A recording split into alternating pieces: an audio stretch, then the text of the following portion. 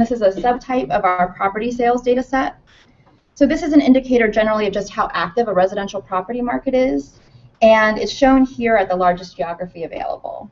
So this is just visualized using Excel, so it's downloaded as a simple Excel file, and then we just turn it into a graph using Excel.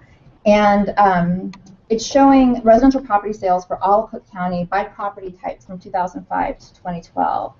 So this visualization just clearly shows the drop in sales that accompanied the worst of the housing crisis between 2006 and 2011, and it shows also how it played out for each property type during those years. Of course, you can also use our indicators with a GIS to visualize spatial patterns and then to look at those patterns over time. So here we've used ArcGIS to visualize cumulative foreclosure filings activity by community area for 2005 to 2012. This is one of 5 indicators in our foreclosure filings activity data set, and this represents the cumulative % of parcels impacted by a foreclosure in a given area since 2005. So if you were to look at this on our data portal in table format, what you would see is the growth year over year of the share of parcels in an area that had a foreclosure since 2005. So we've symbolized the community areas here with the largest cumulative % of parcels impacted with the darkest colors. And in these community areas, more than 25% of the parcels have had at least one foreclosure.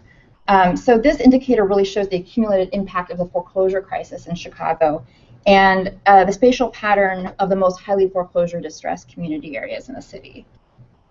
So next, I'm just going to show one more. Sorry.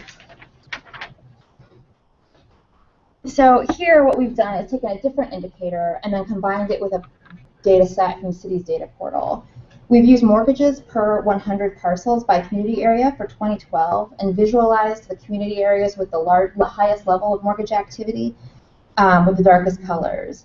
And while it's not always been the case, in today's economy, high levels of mortgage activity are a sign of health in a housing market because they show the willingness of banks to finance the purchase of homes and the ability of homeowners to access equity lines of credit and to get refinancing.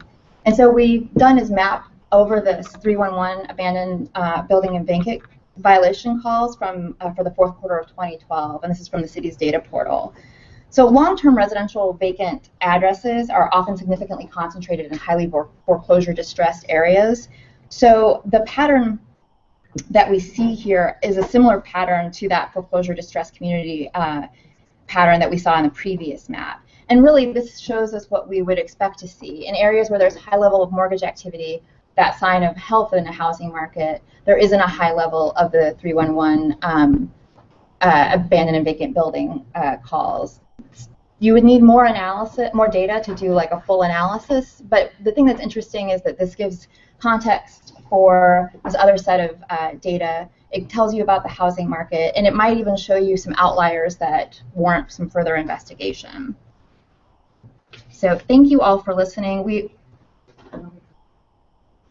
What we hope with the data portal is that we can add to these really great conversations that are happening around how we can use data to better understand Chicago and to improve it.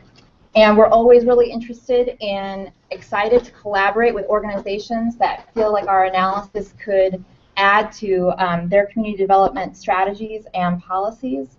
I really quickly want to plug our blog, which is where we regularly update with posts about the interesting things that we find as we do research. If you wanted to get updated about a new blog post, the best way would be to follow us on Twitter. We are at Housing Studies. We also plan to expand the data portal, and you'll also find out about new data sets that went up by following us on Twitter. And again, I just encourage you to approach any Jeff, Dave, or I if you have any questions, and thanks everyone for listening tonight.